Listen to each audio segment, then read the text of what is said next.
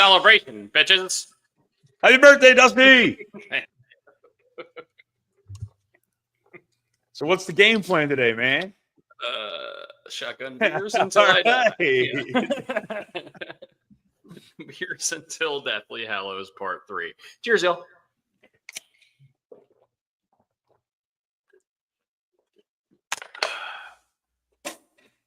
Big town. Don't tell me I lost a step. Oh, that chills. Ooh, let's go. Like burping. Post shotgun burps. Good burp. Mm. How we doing, guys? Happy Thursday, August 21st at 9:13 a.m. in 1994. I was born at Annapolis Hospital 31 years ago today. Yeah, I'm old as shit. And I'm going to be drinking all day because I drank last night and I don't feel very good. How we doing, Brian? I had to work, and then me and all of my coworkers went to the Cork Bar and got corked. Is that like your normal go-to? Yeah, after work, we usually go to the Moose or the Cork Bar because it's just right down the road. We can walk there, right down the boardwalk. Got him. Walking down the boardwalk to the Cork last night, there was a ton of sand already on the boardwalk. They are battening down the hatches because we're getting 30, 40 mile an hour winds all day today as a result of this hurricane that is offshore. So the swells are crazy. It's not raining too hard. It's raining a little bit. We're kind of the outskirts of the storm, but the wind is it's winding really hard. Yeah, it's doing a lot of winding. Today should be an interesting one because these beers are going down smooth. Yeah, that was good. That was like my third beer already. That's not good. This is no good. This is no good. If I have to go on mute a bunch throughout the duration of this, it's because it sounds like they're fracking the end of my block. Are they fracking? Fracking. That's why we lost power the other day on Tuesday. And the reason that I had to abort the house is, I'm sure I'm sure one of your dogs used to do this, like Thunder. They just start shaking uncontrollably. So I was like, I got to get in the fuck out of here. Little lightning. Thunder. Donde está los gatos? All right. All both drunk already? Yeah, something like that. I started today. We're quoting I went for a long walk. I got on the beach? I wish. I mean, I got a healthy breakfast in, hydrated, got some coffee. I was like, oh, it's Dusty's birthday, isn't it? I guess I'm not going to have a healthy day today. Leftover slices of Domino's pizza at 9:30 this morning. That's what I thought. So. Ow! God damn it! I hit my ankle. Anyway. So how'd Tuesday go? Tuesday was good. We did both of the South Division previews. We did an immaculate grid. We talked about golf. Best immaculate grid yet, by the way. Yeah, nice. I'm really good. Smoked it. 21. I think. I've been doing some immaculate grid research, so I might have some weird pulls for the next time. I promise you, I do not look at them in the morning, but I've looked up some old favorites of mine from when I was a kid to make sure they weren't on some random teams I didn't know about. Now I can have a little bit more knowledge and a little bit more random. Speaking of old stuff, and not you, Dusty, we were talking about coming from me. I'm 39, man. We were talking about old school clothing brands you used to wear that you don't wear anymore. Janko jeans. Janko jeans was the number one. Like just the first one that everyone kind of just shot out of their face. Echo. Anything else? Remember Echo Unlimited? Yeah. Oh. I didn't wear it, but like the Lacoste brand. Ooh. Lacoste is still a thing. That's a tennis thing, right? Yeah, it's still a thing. It's just things he used to wear. So like I said breeches. Hollister, Abercrombie. Mm-hmm. All those like PacSun. I used to wear Abercrombie. I used to wear Aeropostale and American Eagle. It was like their high school phase. Skechers. I got a couple buddies that are actually like and they dress nice and they wear those Skechers slip-ons all the time now to like work and shit. And they're not old. They're like 33, 34. Heelys? Remember Remember? Oh, the skateboard shoes. Yeah. Still around. I see weird kids wearing them all the time. Parachute LA pants. Gears. Jenko was dumb as fuck, says Joe Raggy. Joe, you just didn't have any Jenko jeans. You were jealous. Live your life, Joe. Jenko jeans either. Starting brackets, but they're coming back. They're back. They're back. Nostalgic things are hot again. What was your first store that you would go to in the mall? Like, I don't know, Hollister was still big back then, and so was Abercrombie and Fitch. Finish Line. Line. Those were like the Finish Line was probably our first one we always went to because we ruined the basketball jerseys back then. Yeah, Champs. Brooks had some really awesome basketball jerseys. We had the blue pinstripe Tracy McGrady Orlando Magic jersey. We had a Vince Carter Raptors with the Raptor on it, purple jersey. There was an Allen Iverson black Sixers jersey we had. There was a Juan Dixon Wizards jersey, which is outrageous. There was a lot of jerseys. I had the Juan Dixon Wizards and the black Maryland Juan Dixon jersey, and I can't. Oh, yeah. I think I gave Kyle a couple of those. Hot Topic. That's a classic joke. Hot Topic and Journeys. Journeys. I forgot about Journeys. That's a good pull. Good pull. Didn't Zach Blake work at Journeys? Yeah. Well, I also remember if we're talking about like clothing, then I'm gonna go like Montgomery Ward or Hex or something because I used to like have variety. But Structure. I don't remember Montgomery Ward. I don't remember Structure sweater vest, dude. I don't remember Montgomery Ward, but Heck Company was like one of our mom's favorite. Yeah, Hex. And which was HECHT, which was always Hecht. But if we're talking about like a store I would go into all the time when I was a kid, like going to the mall, mom dropped you off in the mall, right? I would go to Spencer's. Sears? You look at all the posters of like, the Baywatch chicks or something. Yeah. Spencer's Gifts, baby. Yeah. I would go straight to Chick-fil-A. And then I would probably go to like EB Games or GameStop or FYE. So I know bourbon chicken. There'd always be that person with bourbon chicken in the food court. Oh yeah, free samples, dude. Always. If I was walking into the Annapolis Mall, I was getting free samples. So I know the mall. I know the mall that like resonates the most with Dusty and I, and probably Zach as well. Actually, what was your go-to mall, Brian? Was it the Dundalk Mall? White Marsh. White Marsh was closer. Yeah, no, East Point Mall was closer, but it was just so ghetto. I know. Well, we used to go play. I used to go play laser tag over there. This is number one here. Yep, Joe. That's Mall. We grew up 5 minutes from Marley Station Mall. I should say about 10, really. But Double T Diner, Glory Days, right across the street, and Ann's Footlongs. Yeah, Ann's Footlongs. That's the second time Ann's Footlongs been brought up on this this podcast. I can't remember who brought it up last. The first time I ever got a speeding ticket, I went to court, and the judge was from Glen Burnie, and he asked me what the establishment outside of Marley Station Mall was, and I said Ann's Footlongs, and he said PBJ, and I said hell yeah, thank you. So, all right, you're off. Yeah. East Point Mall is so ghetto. It's unbelievable. I remember one time there was a guy there wearing a mink selling yo-yos at one of those little like center aisle kiosks.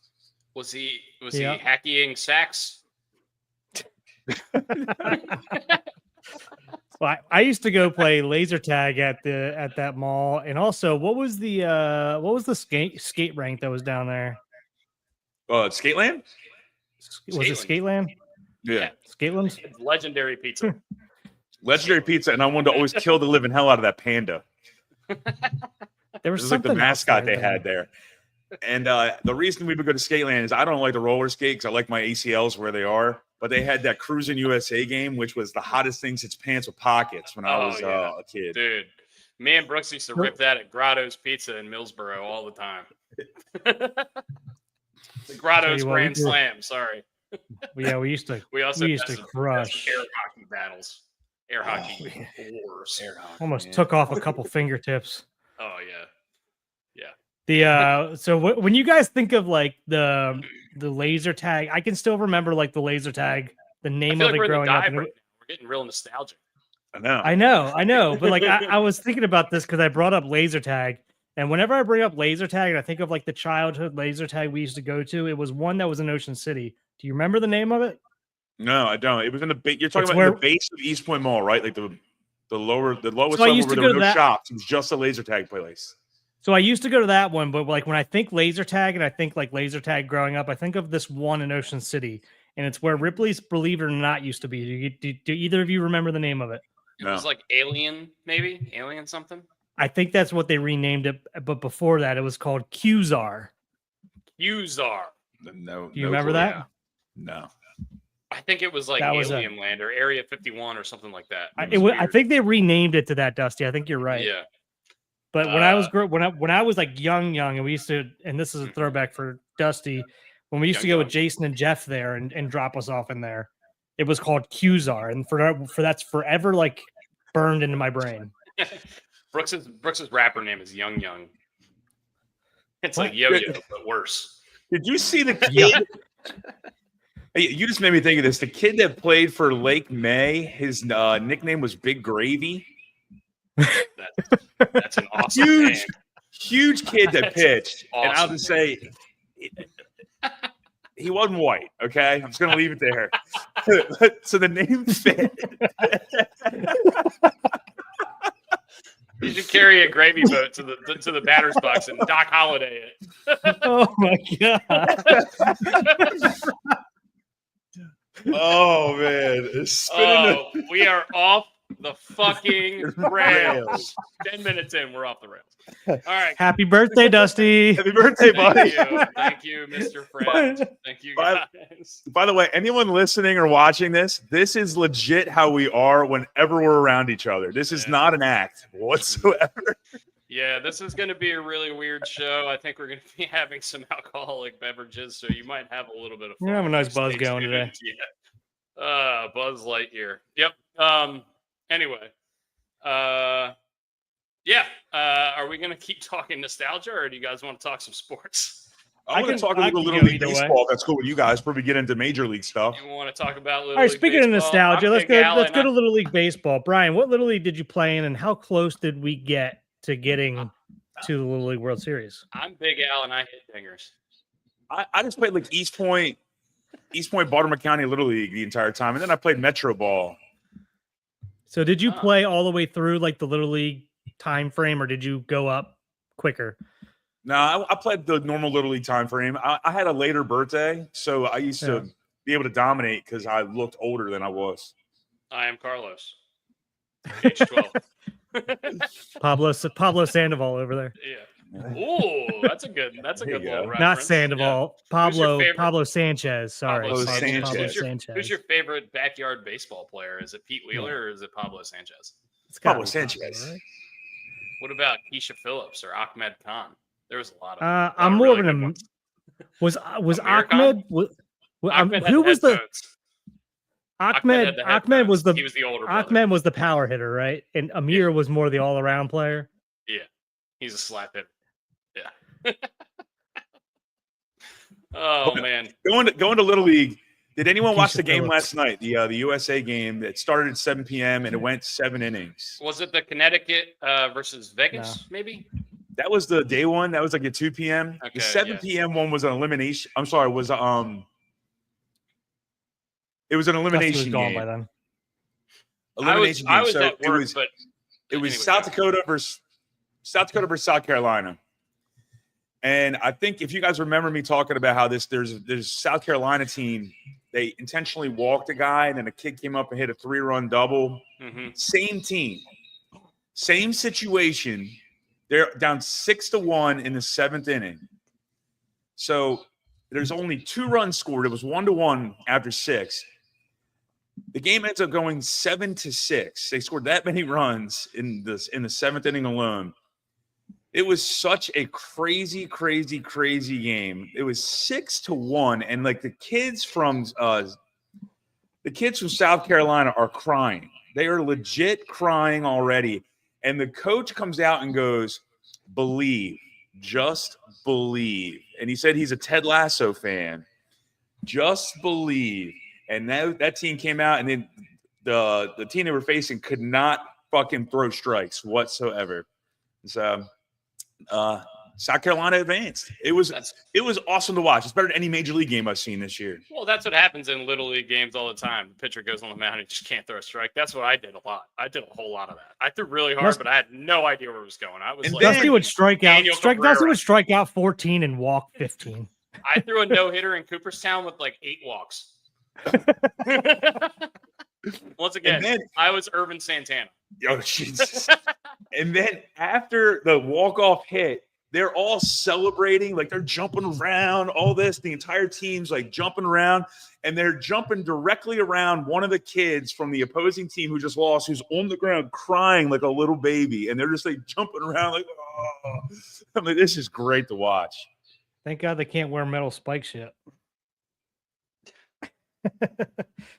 Yeah, I was Dusty and I played Havenwood Little League, and I don't remember how close Dusty got, but we lost in like the state championship to Arbutus twice. And I'll never forgive Arbutus for that. Yes, Pigtown, I am 31. 1994. I was born at Annapolis Hospital, which I believe is a Sunoco. No longer there. Yeah. No, it's apartments. It's apartments now. Okay. Well, yeah. So anyway.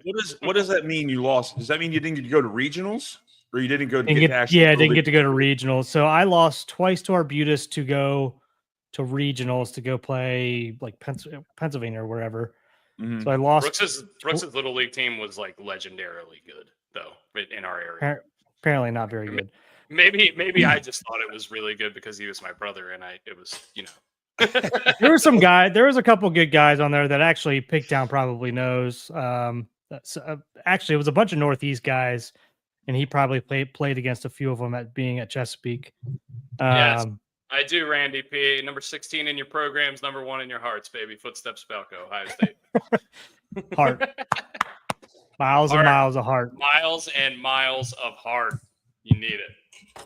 Mike. So, second. So yeah, I mean, we were pretty good. We were halfway decent, but like I feel like everybody else our age, like, and some of the other good guys moved up to they went to Metro Ball a little early. But our dad actually, when he was in Little League, he was playing for Guam because he was living in Guam because we come from a military family. So my dad grew up and was born, and I mean, he grew up most of his life in San Diego, but he's lived in multiple places. When he was in Little League, he was in Guam, and he lost to like. What did he lose to Taiwan or like I think he lost to Taiwan to go to the Little League World Series as like whoever the team was. I think that ended up winning that year. At least that's the story that Dad tells. I don't know if that's true. We'll see. It's he's gonna talk some. He's probably watching. He'll let you know. Oh, he's gonna be talking some smack. Sure. Yeah, I played football in Butis. That would be Arbutus. Arbutus. Yeah. Right down the street from Catonsville. Life is great in the 21228 down Rolling Road. How are we doing on Thursday? How are the Orioles doing? Pretty good. Did you guys watch that game Tuesday night? I did watch the game Tuesday night. The did swinging you see bunt? that Paco tweet yesterday that made us all real sad? Let's not get there yet. Did you see the swinging bunt by Sam Basallo? Yeah, he hit that ball so hard.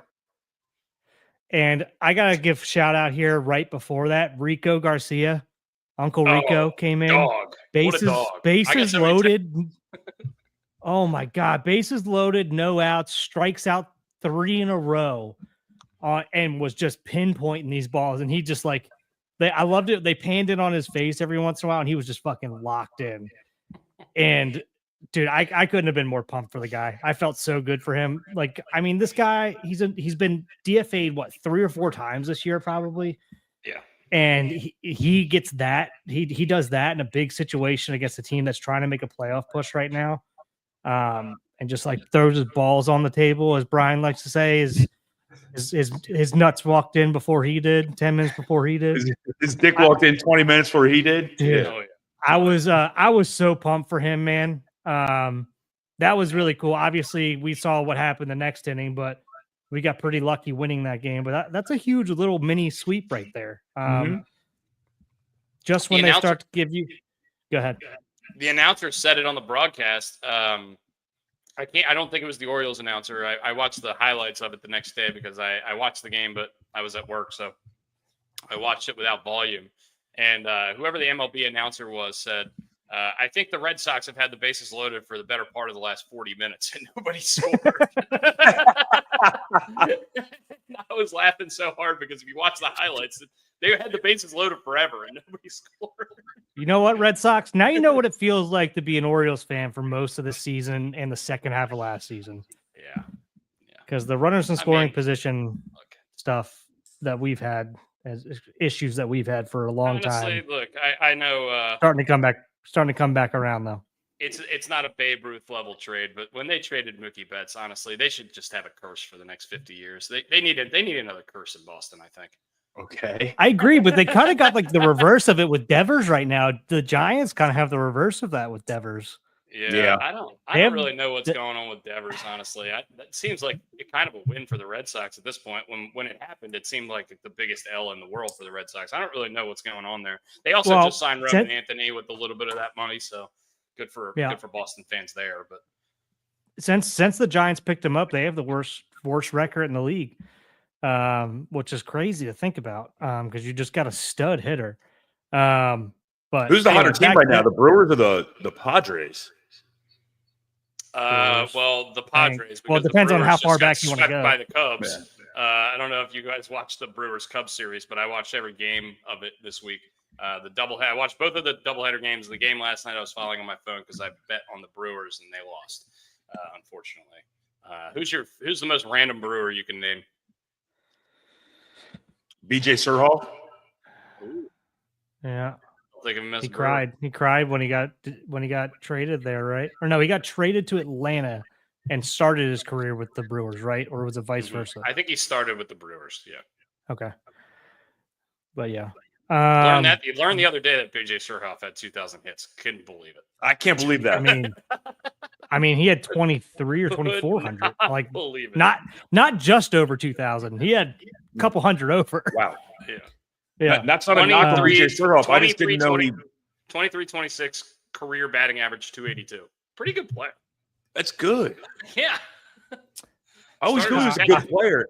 I didn't know he had that many hits. Me neither. That was like one of my grandfather's favorite players, just because he just loved to call him BJ Slopoff. And I don't know why. He just always called him BJ Slopoff. Yeah, I almost hit him with a golf ball about 5 years ago, right before COVID hit. I played in the BJ Surhoff golf outing, and he was in the group in front of us. He would not have been happy about that from my experiences with BJ over the years. He gave the turnaround like, "What the fuck, dude?" And I was like, "My bad, didn't know I could hit it that far." Yeah, he's another guy that's kind of up there in the first team all forearms mentioned. Ooh. Yeah, he's got big ass forearms because he came when I was playing for Maryland Select. He came and was our hitting coach. I mean, I say he was our hitting coach. He came and helped out with like batting practice a couple times. I say a couple times, but like we were in and out of there, and he was hitting there as well. And yeah, BJ comes off, and I've talked about this with Ryan Ripken a couple times. He means well. He's just a very intense person. He comes off the wrong way at times, but he means well. Mm-hmm. So I was like, yeah, the first time I met him, I'm like, this dude's a fucking dick. Yeah. But then, and I've always kind of felt that way a little bit, but he's just very intense. And I kind of see when Ryan put it that way, I'm like, okay, he's just very intense. I get it. So. Yeah. Most random Brewers I can name off the top of my Marty head. Cordova. Bill Hall. Preston Wilson. Richie Sexson. You took it, yeah. Garrett Atkins, former Oriole. Horrible. One of the worst Orioles ever. Sorry, Garrett Atkins. So I sent this in the group chat. I was trying to think. Ben Grieve. I'm going with that one. Ben Sheets. Ben Sheets was a monster for them, though. God, yeah. Giovanni Gallardo, former Oriole great also. He was good for them, too. Yeah. Dan Plesac, MLB Network. I did not know he played for the Brewers. He did play for the Brewers. I thought he was Mets, right? I thought he was mostly Mets, right? He's Brewers, Cubs, Mets, I believe. I know he played for the Brewers and the Cubs because they played the other day, and he was talking about it on MLB Network. I've never been to Milwaukee, but I heard it's a kick-ass city to go out and about. Brooks said the stadium there when Well, no, you went there as a kid. Didn't you go to that the All-Star game there? Nope. Did you not That's the one I sat out because we were losing to Arbutus in the Little League in the state championship. Wow. It came full circle with that. Full circle, does it not? We got 42 listeners. Shout out Jackie Robinson. Shout out Mariano Rivera. That's the only 42s I know. Somebody must have retweeted us. I think Elton Brand was 42. Let's check that. So he was. Let's go. Man. All right. This has been a good start here. It's been a good start. Let's bring the mood down a little bit. Felix Bautista has torn his labrum and his rotator cuff. He has had successful surgery from the doctor with a lot of vowels in his name. I can't pronounce. Elatrosh. Yeah, that guy. A really unfortunate news. It seems like he's going to miss most of next season, if not the whole season. And this is coming off of his Tommy John recovery. Both parts of his arm are not doing well. This sucks. This is a career-altering injury. And Brooks put this on Twitter the other day, but if you're the Orioles, you got to be thinking long-term about getting a closer in there if you want to be competitive over the next couple of years. Because either getting one or you need to start thinking about converting one. Yeah, these kind of injuries are the kind that derail careers very often. Feeling for Felix Bautista and his family. He never got that. He never got to that big contract that a lot of the guys get to as a premier player in the league. I think he's only made like less than $2 or $3 million in his career. I think 5 total. It's really shitty. Brooks knew it was the serious injury all along. Yes, he's been saying it on the podcast. If you say severe shoulder, it's either rotator cuff or labrum. We didn't know what it was. Yeah, both. The fact that you said either, and then it's both. Yeah. Life-altering injury for Felix. Either, you're right. Either one was going to be very hard to come back from. The fact that he has both sucks. I mean, it sucks really. I feel like not like obviously this is bad for the Orioles, but I could give a shit less, man. Like this guy never got to go get the bag. He's 30 years old. He clawed his way. Like, I mean, we know the story. He finally figured it out 3 years ago when he had that tremendous year with us, 2022, right? Or was it 2023? Whatever. It doesn't matter. It was 2022, I think. Yeah. Maybe it was 3. And because he couldn't figure out his location for a long time, and then he figured it out, and then he was the best closer in the league for a year and a half, and then comes back this year, and I thought he looked pretty much back to where he was. He had a little bit of control issue here and there. He wasn't throwing 103, but he was still throwing 99 to 100, 98 to 100, and his splitter devastating splitter, yeah. Exactly. His splitter looked as good as ever. I mean, and I was super impressed with it. And even the slider that he was throwing, a curve, whatever you want to call it, that he was starting to mix in more than he did back when before that, looked really good too. So I was like, oh man, he's going to get a bag here in a little bit. And he a lot of people were saying like he would have been a great trade bait, and he would have, because again, the guy's 30 years old. And still working his way back from injury. We're having a down year. Maybe we convert somebody here in the future, or somebody in the minors to that role. But this just sucks, man. Like, I don't know when he's a free agent, if he's a free agent the next 2 years or whatever, but for guys with velo, for guys that are the way that he throws, especially with a splitter, shoulder injuries are, like I said, everybody that I've been around that has had major shoulder injuries like this, I rarely have seen them come back. Like, they've come back as a shadow of themselves. And I hate to say that. And I've never been around anybody that has torn both. So yeah, Tommy John is a really bad issue for a lot of pitchers, but we've seen not so much anymore. The second one is the one now. If you get it twice. We've seen a lot of people come back from it and be successful, but these shoulder injuries, they're fucking brutal, man, especially when they're this severe. And especially for such a big guy. We think this was kind of a result of him overcompensating with the shoulder because of the elbow. I don't know how true that is, and most of that is probably subconscious if it's true.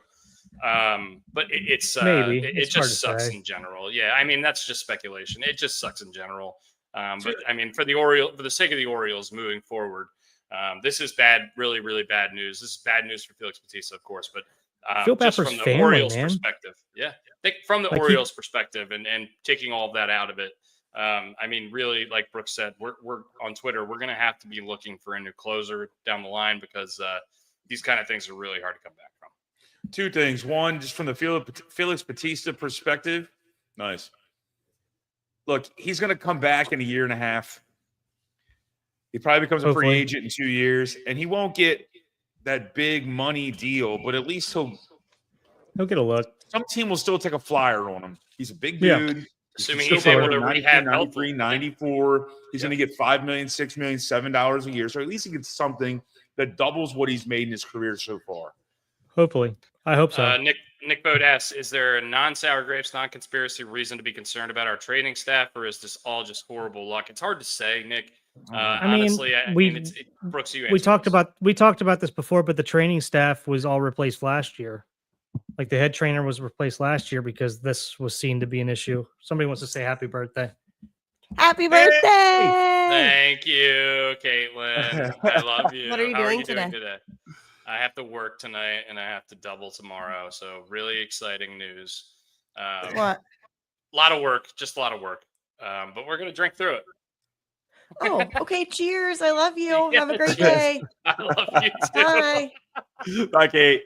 Oh man, she thinks I'm the biggest degenerate on the planet, and maybe I am. No, we know Drew Burton. That's true. That's true. Yeah. Terrible gambler, Drew Burton. By the way, I know Brooks is gonna love this because I didn't post any of them. I am having a week gambling, guys. Oh, I'm having a week. I placed two. Turning into ash? No, everything's turning into gold, dude. I am really this right now.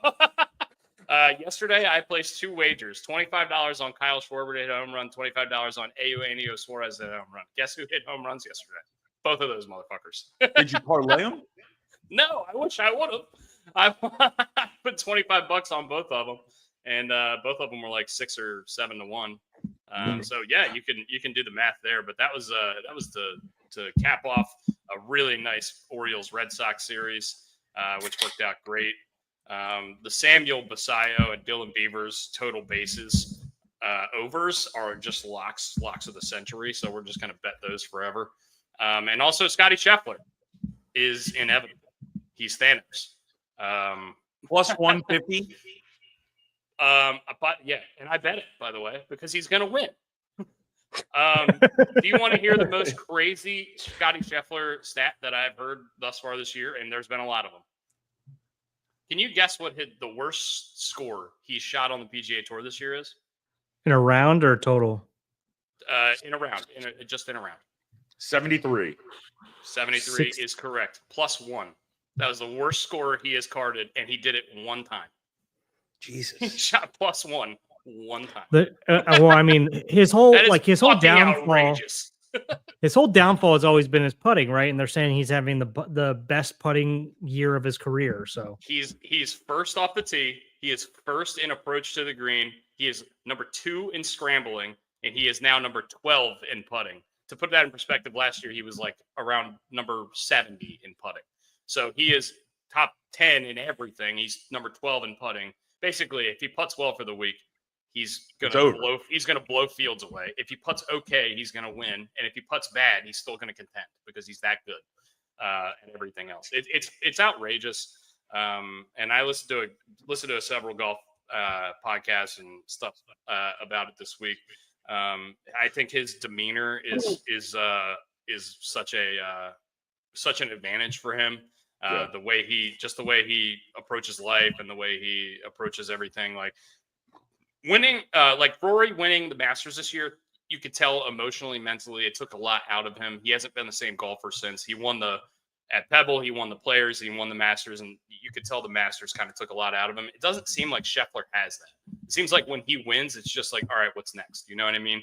And I think Tiger had a little bit of that, and the mentality is different. because the personalities are different. He's not going to go do Navy SEALs training to try to prove to himself or his dad that he's a awesome golfer or person or whatever. But he's I don't know. I love the guy. I think he's a great pillar of the sport. And also, I saw somebody else talking about this. Is he the best athlete in the world in comparison to his sport? At the moment, yes. Yes.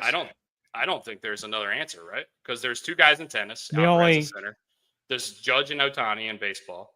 There's it's hard, but it's hard. It's hard with it's hard with team sports. You know, I think it's hard to compare team sports and individual sports. But I mean, if we're going to compare anything at the moment, I think it's literally Ohtani and Scheffler. Just because Ohtani's won 4. Joey Chestnut, that dark guy that comes out. Joey Chestnut, yeah. I mean, if we're going to go Scotty Scheffler out of the water. I was going to say, if we're talking about success in a profession, yeah, Joey Chestnut is the standard. Hot dog eating, was on the grounds for the BMW. Can't confer that Scheffler guy is better than me at golf. Yeah, no shit, Nick. If you see Nick golf, then you know that for sure. I'm sorry, Nick. You're catching some strays here, but you're catching some strays. Dusty bets for sheriff. Yeah. Was it? If you don't catch, what town was this, by the way, Joe? I remember this. It's somewhere in Arkansas. Named Dusty Betts. Yeah. somewhere in Arkansas, but I think it's 2 T's. I could be wrong though. Laura says you always take your birthday off. Nah, you don't. Not as a bartender in Ocean City. Not as a bartender. You don't get those kind of luxuries. You take off the days you can at the beginning of the summer, and then you kind of work the schedule. That's in there. You work your birthday because you get paid. Yeah. Also, and when it's your birthday, and you tell people that, people give you more money. Mm-hmm. Turns out, yeah. Mm-hmm. So like here's a couple extra bucks. Go have a couple beers on me. We've been online for about 37 minutes, and that seems like a good shotgun opportunity. So I'm just gonna go. Fair. Yeah. Since we got off the topic pretty quickly, I want to get back on the Orioles again. We brought up the sad news. We can't hammer that home enough. I feel bad for him and his family. Obviously, $5 million is life altering in itself, but I mean, he could have got a bag and really changed like the trajectory of multiple generations of his family. Coming from, where is he from? The Dominican, I assume. I don't think he's from Cuba. I think he's from the DR. I'm pretty sure. Yeah. So that sucks. But going back to that and going back to the Dominican, Sam Basallo, man, every time he touches a ball, good things happen at the moment. And watching Dylan Beavers go up there and actually move runners over like he did the other night on Tuesday, like hitting a ball to the right side, getting the guy to third base, like stupid shit like that. It's nice to see. One thing I do want to go over before, and I wish I could bring the video up. I should have had this ready. Colton Cowser in center field, when that guy gave us a gift and didn't tag up from third. Man, was that bad the way that he fielded that ball. What he said in the postgame? No, I did not. He did this player. He basically said, look, they have a plus arm in center field. We basically told him. Oh, yeah, I did see that. Yeah, they said he had a 95 grade or whatever, 95 percentile of arm strength. I mean, if you watched Colton Cowser in left field last year, you would know this is outrageous. That dude has never hit a cutoff man in his life. Well, I mean, you can have that and have 95 percentile arm strength, but accuracy and decision making are not there at times. Look, but he got 95 percentile arm strength, and Colton Cowser doesn't have it. Alex Cora is bullshit. I'm just calling a spade. Sorry. Regardless, he set up correctly behind that ball to like get going behind, like, but then he let the ball, like what you want to do on some of these fly balls when you're getting set up and you have time to get behind them, and you're throwing to home plate, right? You get moving before the ball gets down to your glove. Your feet start moving. You almost want to catch and throw in sync as you're catching the ball, especially in that situation where he's relatively short out there. He doesn't need to get everything he has behind it. He just needs to get something halfway decent on a line towards home plate and accurate, and the guy's out, or he's going to hold. He literally didn't start moving his feet, it looked like, until he caught the ball, and then he double pumped and shuffled again, and then threw a terrible fucking throw. Like the whole process behind that was bad. And like, I get it. Sometimes during the transfer, you're not going to get a clean transfer. And that's probably what happened. But man, was that ugly watching that. And I feel like nobody was calling that out. And I was sitting there like losing my marbles when I saw that happen. And I'm like, oh, fucking scoring easy. And then I'm like, oh my God, he held. Are you kidding me? I mean, no matter who was out there, I would have sent him at that. I mean, that was a medium depth ball. Like that wasn't like short. I didn't think. Medium depth ball. Don't. Anyway, but I wanted to call that out because that really frustrated me. The way he fielded that ball. But it ended up working out in our favor. Thank God, because we did not deserve to win that game. So frustrating. But yeah, everything Dylan Beavers and Basallo does turns to gold at the moment. Let's hope it stays that way. It's not going to. They're going to struggle. People are going to get pissed at some point. The league's going to adjust. Oh man, Brian's going for the Century Club today. Ooh, I was going to post that as our Throwback Thursday, because one Drew Burton sent the 13-year anniversary of me getting into the Century Club, and I'll explain that when the photo comes out. But today's Dusty's birthday, so Throwback Thursday is going to go to Dusty today. Yeah, I appreciate that. One of my new favorite beers. Modelo. We get a lot of call for that. We don't have it. That is like it's like Modelo Gold. I guess they go by or whatever. How you say this word right here? Like Zach or Oro. Oh. But got to give more props as well. Starting pitching.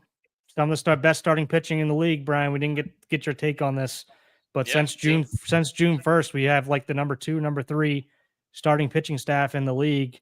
And I think the Orioles put out the numbers last night of our guys. Like, it's pretty cool to see like some of these no names that everybody hates, and everybody hates Kramer, and Sugano went through a rough stretch. And I'm not the biggest Sugano fan at times. I'm not the biggest Povich fan at times, but I mean, you can't deny that Sugano has 16 quality starts or 19 quality starts, and the guy has been eating innings all year. So guy is mega consistent. Dean Kramer in his last 2 starts has been unbelievable. 2 of his best starts of his career, let alone this season. And Trevor Rogers has been, since he started this year, has been one of the best pitchers. The best pitcher. He is the best at this point. Based on ERA alone, since he started, he has been the best. It's a small sample size. We get it. There's going to be people taking stuff away from him, but there's no taking away what he's done so far this season. He's been unbelievable on the mound. And going back to Basallo, there's maybe like a 5 to 7 minute video on MLB Network's YouTube page that you guys should watch about DeRosa. DeRosa just breaking down Basallo's swing and comparing him to a couple of guys that he played with and a couple of guys in the league now. And it's a kind of a must watch. I mean, Mark DeRosa is a very, very knowledgeable guy. He's been on MLB Network forever. He played in the big leagues for, I think, over a dozen years. He's the coach of the Team USA World Baseball Classic team. So the guy knows ball. And he basically came out and said, this guy who's 21 years old for a week now is going to be in the All-Star game for many years to come. He's could potentially be your next Orioles coach. I mean, he's going to be somebody who's going to get an interview. Love that Mark DeRosa. I'm not going to sit here and push Manzolino out. I'm not like, I don't think any of us are the biggest Manzolino fans. No, but there's nothing against the guy. I think he's a great coach and a great guy to have in the locker room. But I don't know if he's. I think he's earned the right to get an interview with everybody else. I don't think you give him just unless they come back and make the playoffs and make a run in the playoffs and everyone's rallying behind them, which could happen, right? I mean, there's a long shot for everything. Could happen. But unless that does, chance, baby. That's what I mean. Unless that does happen, I think he's at least earned the right to have an interview with these other guys. I could see DeRosa, Ryan Flaherty, and Mark Pryor, pitching coach for the Mark Pryor. Yeah. Oh, Schumacher? What about Kerry Wood and Carlos Zambrano? What about Skip Schumacher? Marmol. Skip Schumacher is another one we've talked about. What about Aramis Ramirez and Moises Alou? You're just naming names. You're just going. He's naming the whole Cubs team. Yeah. Mike Fontenot, Ryan Terrio, Derek Lee. former Oriole great. How about Giovanni Soto. Condoleezza Rice? All right, hey, we'll take her in the dugout. Conolingus Rice? Oh my God, dude! All right, That's from a comedy sketch. I didn't make that. That's not a shot. It's from a comedy sketch. I don't want any pushback from this. The Yankees have hit 14 homers in the last 2 games. Is that good? What's high score? That's a lot of homers. Ohtani got absolutely shelled yesterday. He got hit by a line drive. He's fine. It seems like he's also got 44 home runs, and he's a starting pitcher. So just once again, it's just ridiculous. Kyle Tucker, who's been benched for a couple days to reset, Craig Cancel said, apparently has a fracture in his hand people didn't know about until just now. And the Pirates have called up Bubba Chandler, who was one of the favorites for Rookie of the Year this year and kind of got hurt at the beginning of the year. So he didn't come up as early as a lot of people thought.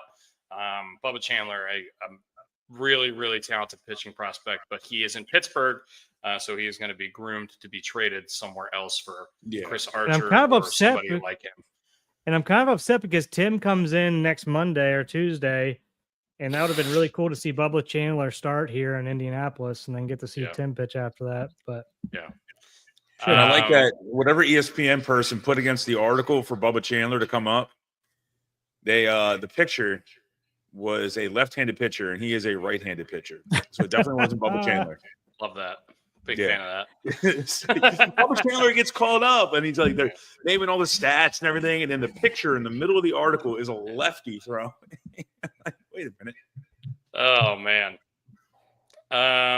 Yeah, Brian, I don't have anything else baseball-wise other than the Teoscar Hernandez and the Dodgers struggles and the Teoscar Hernandez being just the worst right fielder in baseball, and they're talking about moving Mookie from shortstop back to right field where he won several Gold Gloves, where he probably should be playing anyway, but he's just decided he wanted to move to shortstop in the middle of his Hall of Fame career. I don't really know what's going on. Chris Taylor? Ha-Seong Kim is hurt. Chris Taylor is hurt. Tommy Edman is hurt. They have everyone on the Dodgers is hurt except for Ohtani, Judge, and Betts, or Ohtani, Freeman, and Betts. They're all hurt. Everyone's. I think besides the Orioles, they have the most people. They have the most people who have who has had injuries or people go on the injured list this year. It's like us than the Dodgers. 86 listeners, 86 Dusty. Oh God, well 86, yeah, no problem. Go ahead, Brian. Just we can come right back to baseball. Yeah. But going up the Bubba Chandler thing, did anyone see the article or the news broadcast by either Savannah or Atlanta News? They put up Michael Penix, but they didn't brought it have up last time. Yeah, we talked about it on Tuesday. All right, that's got to be. But seriously, about how if you're an Atlanta broadcaster or news outlet, the number one rule has to just be don't put penis on the screen. Yes, and they just didn't do it. Yeah, it's like when you say bulging disc, you have to say it slow. Oh, make sure you go to dickssportinggoods.com and not just dicks.com. I do think they have officially bought that domain name, but for a long time, Dicks.com was getting online. Yeah, was getting some traffic. Man, Brian, are you going to go see the killer bees as they've named them while they're in town? No. If you guys have watched this show all summer, you would know that I drink a lot of these Sierra Nevada Hazy Little Thing. Hazy Little Thing is one of my favorite beers, and I tend to get the variety hoppy packs. Little Thing. Yeah, so they got a hoppy little thing. There's a tropical little thing. There's one called a cosmic little thing, which is a double IPA, which is just outrageous. I don't have any of those. Actually, yeah, I do. There was another Orioles news thing I wanted to bring up, and I forgot about. Shit. And to your point, I went to an Oriole game the other day. I went to 2 innings. It was so bad to watch. You went to 2 innings of the game? Yeah, it was so bad to watch. Stop yelling at me, Nick.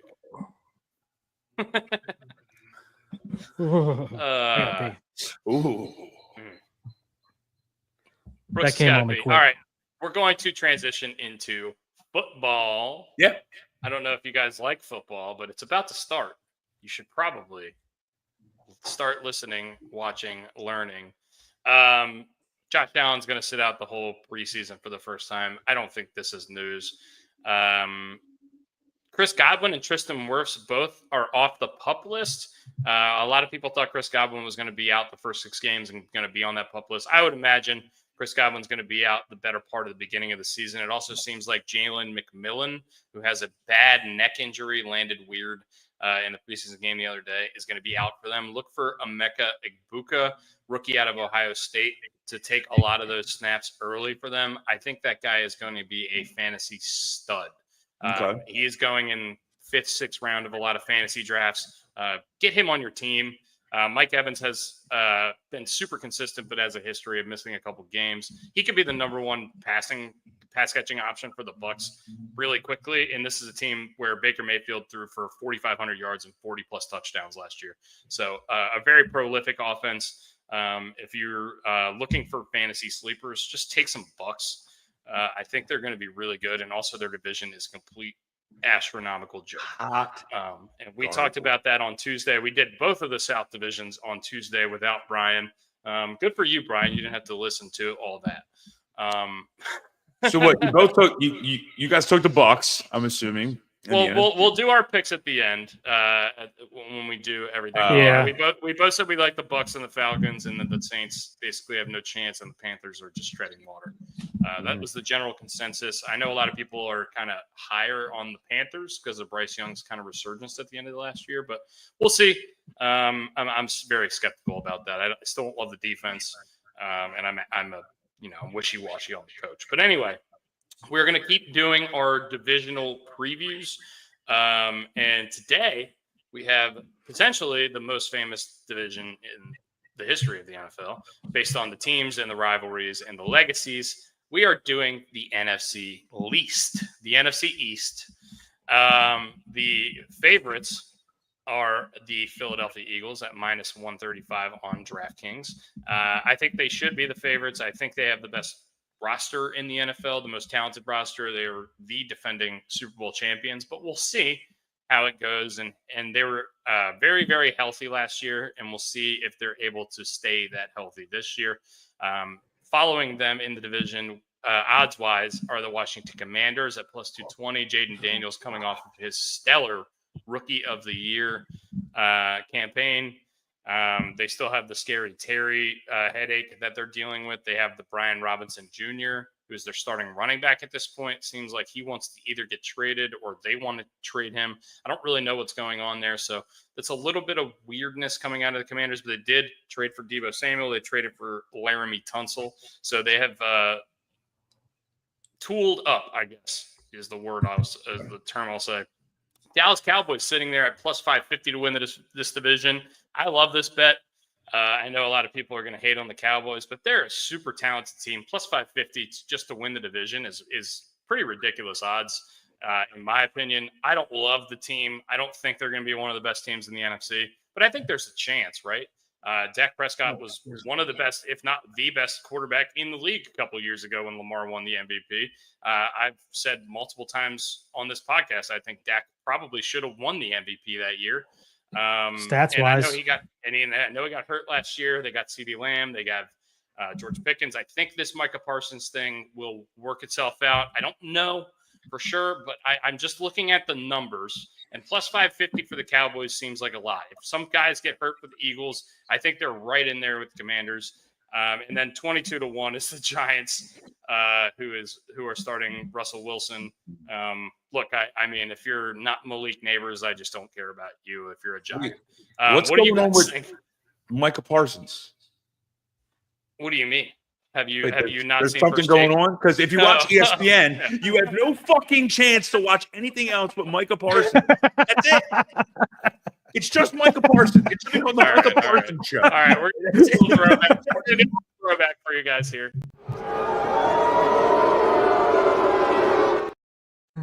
We haven't done that in a while. I mean, are you kidding me? You got fisting me. I think Trey Hendrickson ran for president, and that's getting no love. Micah Parsons apparently can't sign a contract. God damn, it's all they talk about. And then I think they might try to get LeBron to come off the edge. That's how ESPN works. Anyway, yes. I'm sorry I didn't get the white T-shirt memo today. I didn't know we were dressing like Vin Diesel lookalikes. What are you guys doing? Well, it's your birthday. You can color it up, man. Yeah. But Micah Parsons, and you don't, before we get into any kind of prognostication for the NFC East. What are these words that you use sometimes? Prognosticator? Prognostication? Prognostication. Break, yeah. You're 39 and you're from Dundalk. You shouldn't be saying that word. Okay. Cool. KEWL. All right. Don't be sketchy. Yeah. Don't be sketchy. Brian's talking live about how right now. Dak Prescott got his deal done like a day before, or maybe even the day of the opening game. Yeah. That made sense because it kept the Cowboys in the news cycle. And we've talked about this on previous podcasts about how we thought that might happen. The kicker there was Dak Prescott was still under contract for multiple years, and he was actually practicing. Micah Parsons is not practicing, and we've seen this with Darrelle Revis is the first one that comes to my mind. Position players who aren't quarterback need to practice because the minute they go out there and try to go full speed, they tear their hamstring or something pops. So I don't think this is going to work out for them, just like we've been talking about how maybe he signs the day before. I don't think that's going to be the case here. I think there's a real divorce happening. Wow. Oh, good one. Kramer versus Kramer type of divorce. That's a good one. It's not you, it's me. An outdated reference. Sorry, guys. I'm 31. I have a hard time. You have a hard what? I don't know. I have a hard time believing that he's not. Disc. ASMR for you. That. Yeah, we love that. But I have a hard time believing after McAfee had Rap Sheet and Schrager host his show this week, and they are just like basically saying like, yeah, he might play this year and probably doesn't get a deal done. I have a hard time believing he's not going to play this year because the amount of money that he's going to make this year is $8 million more than he's ever made in his entire career combined. It's like 20-some million dollars, even though he should be getting paid $40 million a year, whatever he's been in the league 24 4 years and he has 12 sacks every year. He's so fucking good. Like what? I hear you, but it sounds like egos are hurt, which is when that shit happens. Like, unless he's going to get the highest contract of all time of any position player, I don't think it's going to happen. But I don't see him not playing because the amount of money that because if he doesn't play this year, the amount of money he's going to get, I think, is going to go down. I don't see how it doesn't. This is financial security long term. You know that. I'm not breaking any news here. Hey, look, this is why you have an agent, so it doesn't get personal like it's gotten personal between Jerry Jones and Micah Parsons. But this is Jerry's fault, like we talked about. Jerry's the one who tried to go behind his back. I mean, you said it. You're like he tried to. Brian, you said it, like when he tried to negotiate behind his, like without the agent and pissed him off. That's what started all this shit last year, at the end of last year, or whenever that was. Yeah. And then he said that Jerry said he doesn't know the agent's name.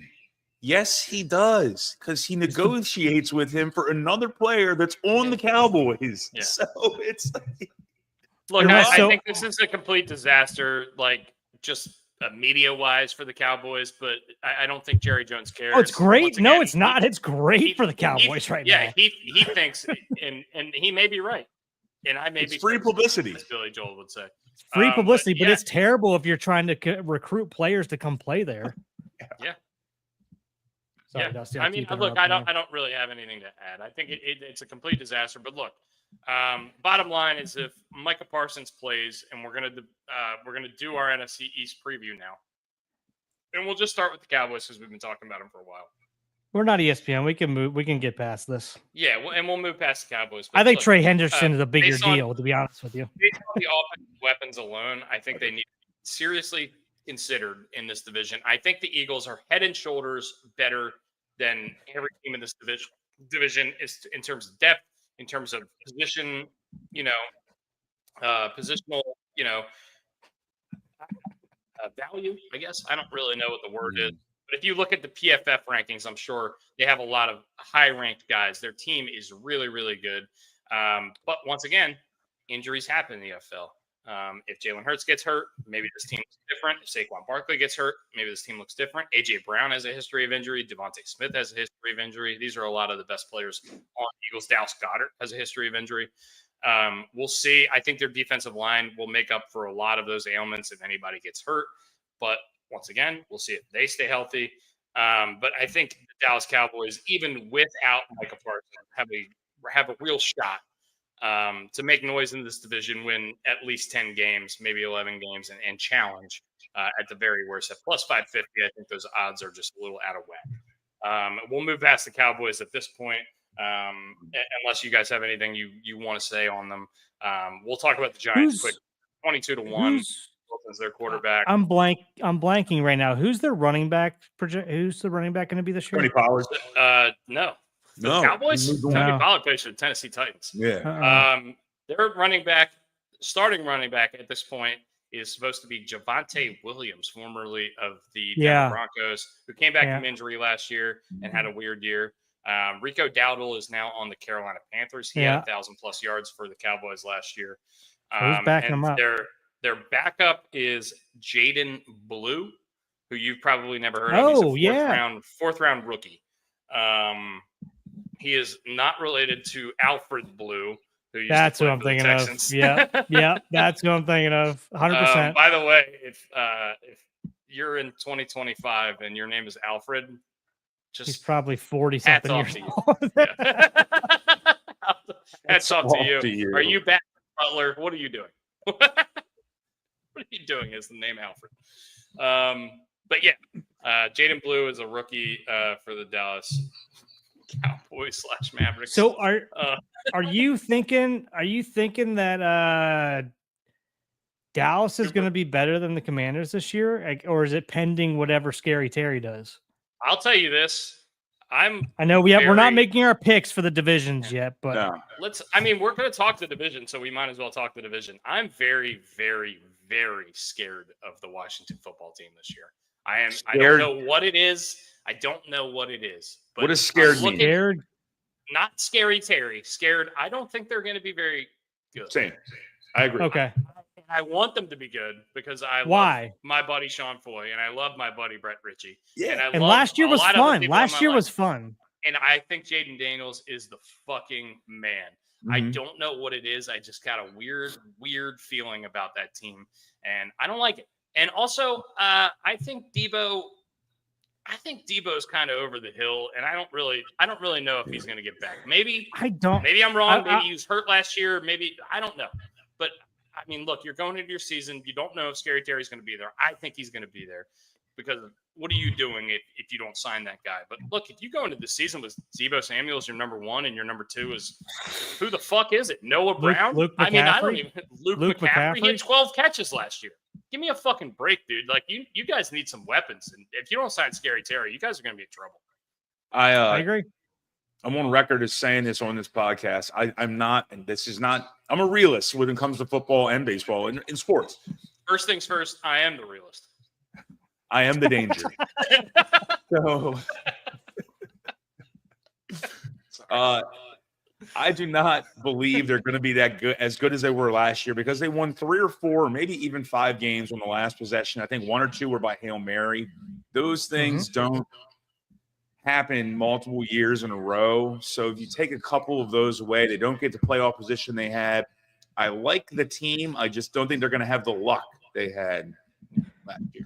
Also, I will say I do love Austin Eckler. I want to be wrong because it's great for business around here. And our friends who are all I still call them Redskins, who are Skins fans, love the hell out of them. And they're a really passionate fan base. So. Yeah. I love Austin Eckler too. Love him. Oh, no. What'd you say? BYU? D2 school. Give me a break. Oh, I don't know. Austin Eckler. From? Oh, I have no idea. Western Colorado State. What? Yeah. Yeah, I Not never only would have is got it that. a state school, it's a directional school. Oh yeah. And, Oh yeah. and Connecticut's not that Yeah. big. Yeah. Connecticut. No, Colorado. Colorado. Colorado. Ho. And square. Yeah.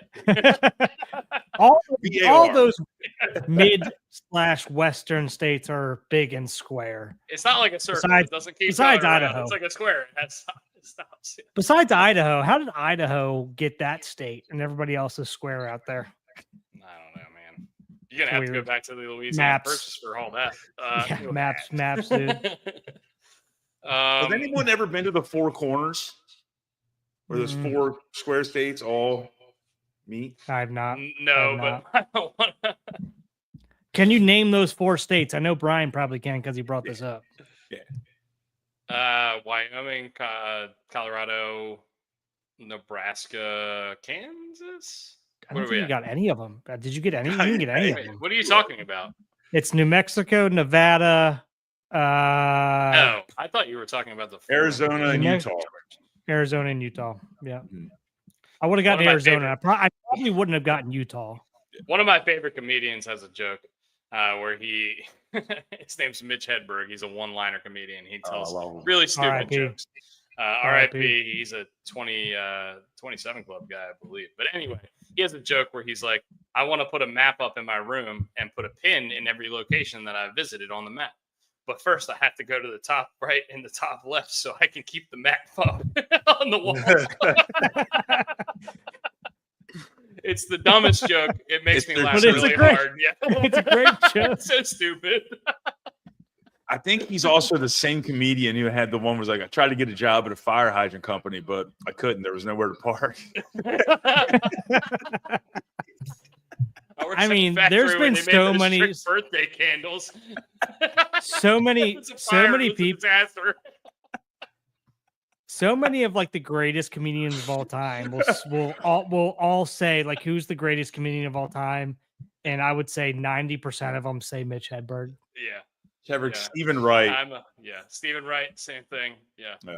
Yeah. Oh my God, what a some of the dumbest jokes, but so fucking. But funny. so like, By the way, we you just got never here by thought- talking about the Washington Commanders. Just want to throw Yeah. that out. Yeah, Yeah. we're talking about Deebo Samuel's health and Michael Parsons right now.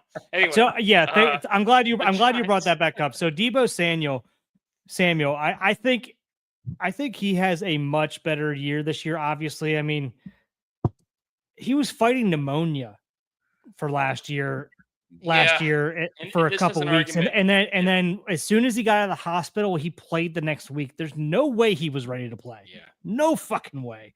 I listen Like- to a fantasy football podcast every week, and one of the hosts said he had pneumonia as a 35-year-old man a couple years ago, and he was like, "It literally ruined my life for like 2 years. You have no idea what he's going through as a professional athlete trying to play through this right now." And he makes this argument a lot, and honestly, you might be right. I think it's a great point. It's just scary based on what he's put on tape on the last couple of years. But you're right. There's a bounce back to be had. I think he'll be better. Yeah. He'll be better. Do I think he's going to be the Debo of old? Well, to be seen. To The be thing seen. about I Deebo, hope though, so. is but- he's so versatile, but the thing about him is he's not beating you with his like high level athleticism. He's beating No, you he's with his Anquan route Bolden. running. He's beating you with his bulldog approach, Strength. with his knocking people over and all of that kind of stuff. So I can see a world where he bounces back. I know I just kind of lit into him a little bit, so I want to reprieve on that just a little bit. But I want to let you guys know, like, this is a guy who hasn't played really good football in like 2+ years. So if you think he's going to be the savior, if you think he's going to be the number one, I don't see it. And also, we I saw think he'll be better. we saw CJ Stroud. A lot of people had Houston Texans hype last year. We saw CJ Stroud go through the normal sophomore slump that we normally see. And a lot of people don't see it with Jaden Daniels, and a lot of people didn't see it with CJ Stroud either. But you know, this kind of thing happens. These weird what's up, Dempsey? What you doing, girl? Ryan Ripken likes to give Ollie the Studio Pup of the Year award. I think Dempsey's going to be up there this year. She's going to be in the running. She's going to be in the running. Yeah. I'm going to get her on the podcast here a little bit more. She's Yeah, always She was sleeping by my my Apple iPhone photo of the day, like maybe 4 or Today? 5 days ago. How does that happen?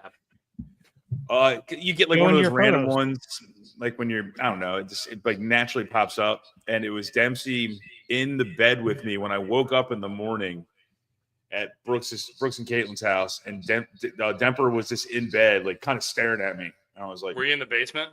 yeah, I love that bed. It's so cold down there. it's so cold, I love it. Dude. and you hear nothing. Right behind this wall, actually, right here. Behind the wall. The wall of Maryland, and the only thing I can see right now is Ralph Regent's picture. See what that is. So yeah, I don't think that the Commanders are going to be what they were last year, and I hope I'm wrong. Yeah. So odds-wise, once I think again, it was they a have special. I think it was a special run. plus 220 odds. They're second in the division behind the Philadelphia Eagles, who we have talked not a lot about. Before we get to them, let's talk a little bit about the Giants. They have Russell Wilson. They have Jameis Winston. They have Jackson Dart. I don't think any of those three guys are good quarterbacks in 2025. Malik Neighbors is one of the most electric players in the league. And just going to be completely wasted on this offense that means nothing. I think Tyrone Tracy is honestly a pretty good running back too. I think he's a really good player. I liked what I saw out of him last year in his rookie campaign. I have questions about the offensive line. I definitely have questions about the quarterback. And I think the defensive line can keep them in games. They have Kayvon Thibodeau. They have Brian Burns, who they traded a couple first rounders for a couple years ago. They have Dexter Lawrence, who is one of the best D tackles in the league, if not the best. Now that Aaron Donald is no longer in the league. But I don't know. I think there's a short leash. I think, yeah. And Abdul Carter. Yeah, you're right. I think their defense can keep them in games, specifically their defensive line. But I think Daboll has a short leash this year, and I just don't like hitching my wagon to teams that have a coach with a short leash, have a quarterback with a short leash. Just a lot of question marks for the Giants. They should be 22-1. I don't see it. Tell me the last time you heard Russell Wilson on a team that had a really good defense. Legion of Boom? Yeah. Okay, so you're in on the Giants. I'm in on the Giants being better than what the number is. So like whatever their win-loss number is, I'm taking the over. I'm not saying they're going to go win a Super Bowl, but I'm taking the over. I agree with you. And on top of that, and I know I'm bringing up Schrager again, but I do like Schrager. I like Schrager a lot. And he's around the Giants a ton as well. And he is very high on Jackson Dart, and he said that his presence is so big right now in terms of like on the field and as a leader that he thinks that this could possibly be the first time that somebody like him earns the starting job right away, like almost like a Russell Wilson did. Like he's going to come. He could potentially win the starting job. I don't think he also said he's like, I'm not 100% sure if he will or not, but I think he's going to be the starting quarterback pretty quickly. He'll pull the Russell Wilson, which Russell Wilson pulled on Matt Flynn.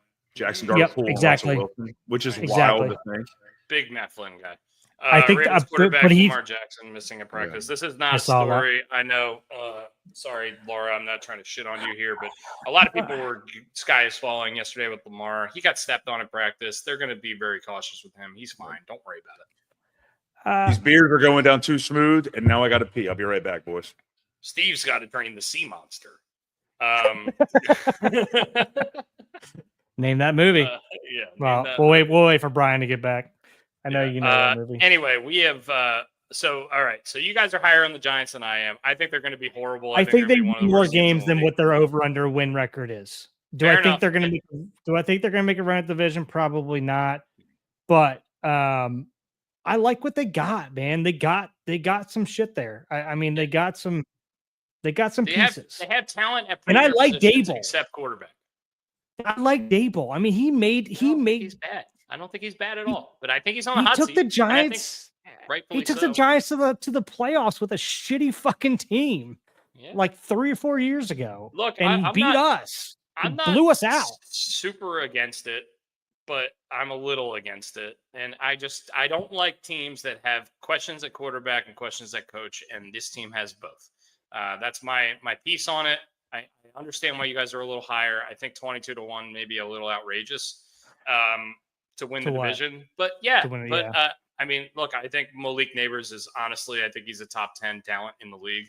Not only at his position, but just in the league in general. I think the guy is special.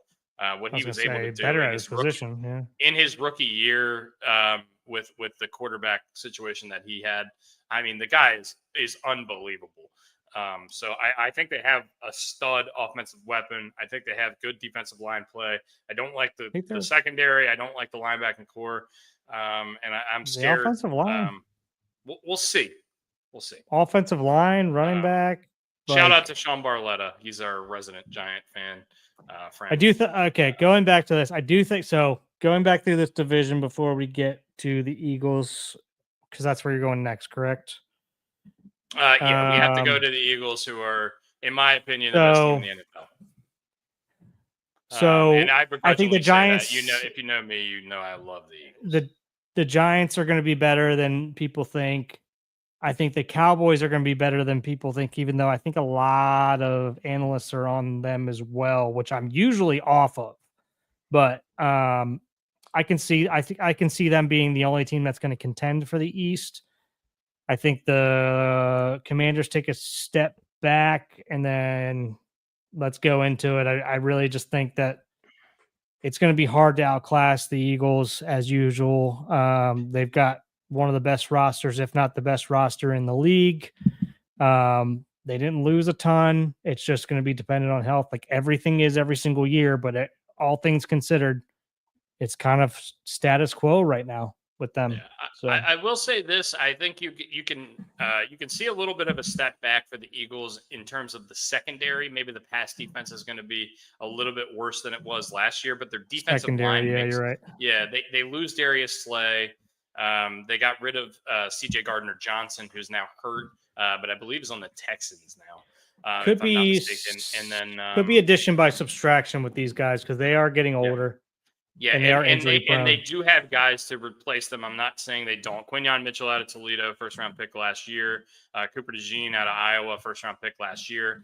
These are guys that are very, very capable of taking over. Adoree Jackson, also a pretty good corner in the league for a long time. He played for the Giants for a while. I don't dislike their secondary, but I just want to, that's put the out question there mark. And put on paper, if there is a question mark on this Eagles team, it is the secondary. Their offensive line is the best in the NFL. Their defensive line is the best in the NFL. They have one of the top 7 quarterbacks in the league. You can say what you want about Jalen Hurts, but he's consistent, and when he's healthy, Makes he's the good. plays. And also, they have Saquon Barkley, who had 2,500 plus all-purpose yards last year, and was just one of the most unbelievable running back seasons we've seen. Mr. Carlos. They trade for John Mechie to be their number 4 receiver, who's a former first-round pick out of Alabama, who is an absolute stud, by the way. They also have their number 3 receiver, Jahan Dotson, former first-round pick out of Penn State, who absolutely torched the Terps when we played Penn State. And they have A.J. Brown and Devontae Smith, who is one of the most formidable receiving duos in the league.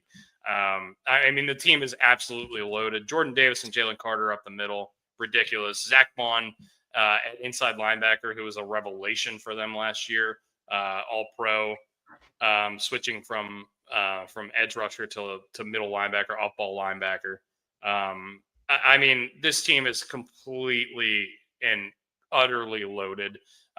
There's just no way they don't win at least 12 games, in my opinion. What do we got? I don't have a ton to add to that. You kind of covered everything. That number's so good. I think that they didn't lose any coaches this year either. No, they did. Kellen Moore is a Saints coach. Addition by subtraction, that guy's a clown. Okay. I don't think. All right. I don't think that. I think anytime Bozo the clown. I think he's an idiot. Sorry. I think whenever you change a playbook, it's rough, right? It sucks. And I don't know who they got or who they promoted or anything like that, but I think of any year that they've lost a coach, this is, in my opinion, the least hurtful. Like it's not going to be I don't think it's gonna be a huge difference. Their new OC, Kevin Patula, was the passing game coordinator last year for the Eagles. He's been an Eagles coaching staff member since 2018, so familiarity with the program and the organization. So honestly, I think the offense is going to be fine. Vic Fangio's still there. Brian, do you have anything on the Eagles in general? Do you think they're going to dominate this division like I do, or do you think they have flaws, more flaws than I would say? I do, and I know we're not a hot take podcast, but I think they should give up a 4th-round pick and go get AR from the Colts. Oh, interesting. Okay. You don't like Tanner McKee as the backup? No, because he runs a different kind of offense than Jalen Hurts does. Well, they have DTR. Everyone's favorite UCLA quarterback. I didn't know that. I did not know that. I would rather take a really big quarterback that can get down on the goal line and do the tush push. Yeah, I don't disagree with you. From them, a 4th or 5th rounder to the Colts, who right now probably want to dump him because he's probably going to be a little bit of a cancer. And I'm just guessing that he's going to be a little bit of a cancer because he's not happy, obviously, that he didn't get the starting job. Mm-hmm. Why not? I will say he is saying all the right things right now, which I'm impressed with by him.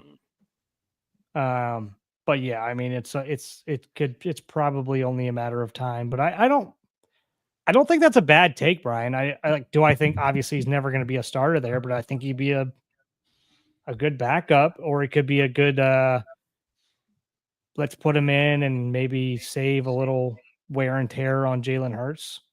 Run the Wildcat. I don't know. Don't got to have him throw on that one. And look, even for the Ravens, and I'm not trying to shit on Cooper Rush or anything like that, but he's not the style. He's not the style. He's not. I mean, no one's Lamar. Yeah, right. Yeah. It's hard to have a backup for Lamar. I think Snoop Huntley was probably the best, best example of a guy who can run the similar type of offense, but as a much lesser option, obviously. But anyway, Eagles are minus 135 to win this division. 12 wins. They're minus 135 to win this division. I think they're pretty much a lock for 11, 12 wins, despite disastrous things happening in their locker room injury-wise. Mm-hmm. Once again, I still say I like the Cowboys at plus 550. These guys like the Giants to be a little bit friskier than I do. Do they think they're going to win the division? No. But they think they could win a couple more games maybe than they're expected to. The Commanders, we're all kind of wishy-washy on. Honestly, I can see the Commanders back in the NFC Championship, or I can see them winning 4 games. They're a wide kind of team. What's their win total? Let me look. Sorry. Let me look. I don't have it. Yeah, I don't want to predict any kind of I think we pretty much know that even though we're not picking our division winners, we kind of overall settled on the Eagles. But I want to see what the number is for the Commanders. I want to see the number. What's the number for the Giants, too? Okay, so I'll go through the division now. The Eagles are 11.5, and they're juiced towards the over. So you'd have to pay a little bit of juice to get the over there. Washington Commanders 9.5, and they're pretty much even. Cowboys 7.5. That's probably my favorite bet in the whole division. 7.5 is a joke. If Dak Prescott stays healthy this year, I think they're going to win at least 10 games. Give me the over Cowboys, under Commanders. The Giants are at 5.5. And I'll take the over on that one. And I'll take the over on that too. Yeah. Yeah. See, I think 6 or 7 wins is reasonable, but I also can see them winning 3 or 4. I don't like the Giants. It's a stay away from me. These guys like the over. The Cowboys, I don't know if it's team play. Me and Brooks are on it for sure. 7.5 is low. In my opinion. I would take the over on that. This team is good. And if they sign, I just think they're the only team that I feel like is probably going to contend. Yeah. In that division. Commanders 9.5. Look, this is just it's a crapshoot. It's a team I'm not going to be gambling on a lot because I think their range of outcomes is very high. I think they could win not very many games. I think they could win a lot of games. They went to the NFC Championship last year, for God's sake, with a rookie quarterback. So I think they have potential for sure. And I want to like them. But, I mean, the Philadelphia Eagles are the class of the NFL. They're the class of this division. The Commanders remind me of the NFC version of the Chargers. They're either really hot or really not. Who's that? Washington? Yeah. Yeah, and we'll see. It's the first year with the new ownership. Last year, first year with it was last year the first year with the new coach, I believe so. Yeah. Yeah, Dan Quinn. Yep. So I'm very much a Brian. Can you move your phone away from the mic a little bit? Mm-hmm. But that's where I'm at. I just don't know what the Commanders are going to be, so I'm not hitching a wagon at all to them. Fair enough. Any other news out of the NFL that you guys want to talk about before we go to our immaculate grid? Yeah, let's go to Lamar real quick, because you brought it up briefly, and I wanted to get through our division right there. Lamar missing or coming out of practice yesterday. Am I that all concerned about it? Probably not. And him missing practice again today. I don't love that, like, it came out as a hand wrist and he's shaking his hand and wrists, and then it comes out that he was stepped on. That's weird to me. Yeah. Makes no sense. Exactly. Really that's weird to me. Schefter reported it too, so it makes me feel like it's like the hand wrist thing is legit, right? Which is, and I don't think, even if it is, it could not be a big deal. But with the history with the Ravens and them being so quiet about it, like, I do love that they're quiet about this stuff. They should not come out and say stuff about this, and they keep it very much in house, and it doesn't leak very often. But at the same time, as fans, there's been so many times where stuff like this has happened where we think it's a nothing, and it really is a something. That's the only issue I have. I hope this is kind of like what they're saying it is. Like, let's not worry about it. Why practice him again today? Let him rest and recover. Whatever it is, I have no fucking idea what's going on with him. Let him do whatever. I wouldn't expect him to practice today anyway. And Laura brought it up that they did come out and say that. And it is news and noteworthy, so somebody should report it. But I just hope it is what it is, and it's not something where they're just keeping it under wraps. I really hope that. Yeah, I'd agree. We had a lot of wrist injury talk last year with Joe Burrow, who was a division rival of ours, and he ended up having one of the best quarterback seasons in the history of the NFL last year, despite the fact that they had one of the worst defenses I've ever seen in my life. I think we were all wrong about that. We were all like, all right, let's see what's going to go on. I was wrong again. Because even after the first couple of weeks of the season, he was very blah, right? I mean, nobody was very impressed. He didn't have that many great, he didn't look that great. And even Belichick was coming out saying, like, I might be a little bit more concerned about that wrist now after what I just saw. But then he just tore it up. 1,800 yards worth of balls in 17 games. And while we are doing the NFC East, have you guys watched any of the Cowboys stuff? No, but I heard it's awesome. So I heard the Netflix documentary is amazing. It's great. Yeah, I heard it's like Last Dance level, but not quite as hot a topic. But I mean, 90s Cowboys is it's right there. It's really awesome, and they do a great job of not doing the thing that at least I don't like. Like, the first episode is like all the old stuff from like the 50s and the 60s, where like we really don't care that much. The Celtics documentary did that, and I didn't love that part of it. And I like the Celtics documentary. And sorry to interrupt, but okay. Did you watch the Celtics documentary that came out, Celtics City? Yeah. They did a lot of that. It was like 50s, 60s. It was like Bill Russell, and then it was Havlicek and Kuzi. And everyone's just kind of waiting until you get to Larry Bird. You know what I mean? I think the Cowboys documentary doesn't do a lot of that. Is that what you're saying? Yeah, it does not. It does not go chronological. It does bounce around, but it tells you, it gives you a lot of insight into how Jerry Jones is and why he does what he does. He's a gambler. So, all right, Kenny Rogers reference. It's really awesome. Ooh, Surfside? The Surfs are siding. Yeah. Interesting. You are having. I packed a cooler with some variety. Yeah, can you show that? By the way. Well, it's empty. But here's the cooler. Well, Dusty literally packed a cooler for the show today. There's one more beer in here, and it is a Cosmic Little Thing, which is a double IPA. And we're going to drink that while we do the Immaculate. I will join you in the Surfside train, my friend. I also have an incoming call from my buddy Brian Mayhew. That's my best friend in the world. I will call him back after this program. But Send him a link. He can join in. no, he can't. He's a Cowboys fan. We don't need to talk to him yet. We're talking about Yeah, his Cowboy division. We should get his documentary take on it. We Highly would like his take. We don't like it. We don't like it. Anyway, let's go into the immaculate grid for today. And I have just looked at it for the first time, and I just want to say the name Aramis Ramirez real quick. Okay. You've already said that twice. He might be on this grid. I have said Aramis Ramirez already, but that top left corner looks Aramis Ramirez. That's got to be number one. That's got to be the guy. We'll try to think of somebody else, but anyway, we do this. So Brian, our Tuesday show, we got, what was our 71? 24. 71 was the one before that. 24 is our new rarity score to beat. Yeah. All right. Washington and Pittsburgh is Josh Bell. Yep. We might have an Ian Kennedy there. Mm-hmm. Played first base for one game is awesome. I love this category. Played first base for one game. Minimum of one game. Yeah, minimum of one game. I mean, so many guys, probably. We have Seattle played first base one game. Richie Sexton screams to my head immediately for that. John Olerud.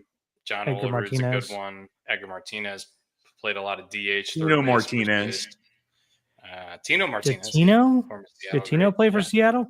He was on that 95 team, man.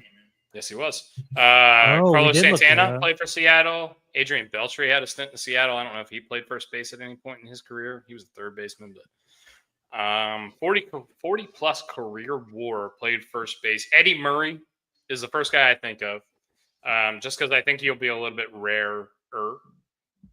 Tony Perez probably has 40 career WAR. He's a guy people don't think about a lot. Orlando Cepeda. Jim Thome, for sure. Travis Hafner. Oh no. Do we think Boog Powell had more than 40 WAR? I mean, when you get like Hall of Fame territory is like 60 to 70 WAR. If you have 40 WAR, you're like at least Jim Edmonds. You're good. Really good. You're real good. Yeah. I mean, Boog Powell was an MVP. Todd Helton. You're right. Todd Helton is 100% there. Yeah. I mean, Freddie Freeman's for sure there. Joey Votto's for sure there. Mark Teixeira might be there.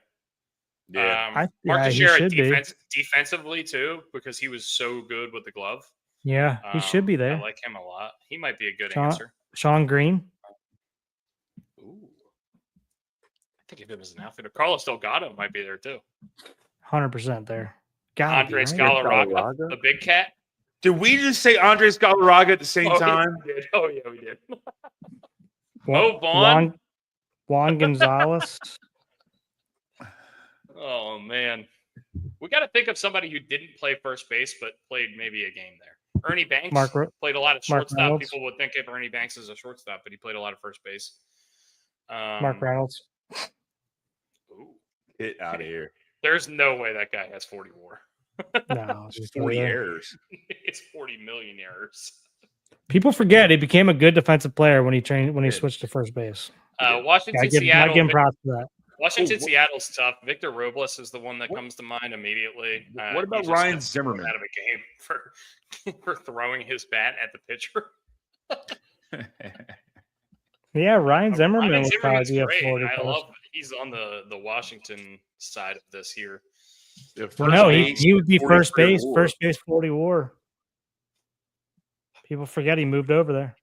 Who are the best expo? We could say Pedro or Randy Johnson probably for 40 WAR for the Washington. We could say Vladimir Guerrero. Bryce Harper might be on there. Wait a minute. People forget. So the Expos count here in the Washington Nationals category? Yes, they do. Yeah. That's Randy Johnson.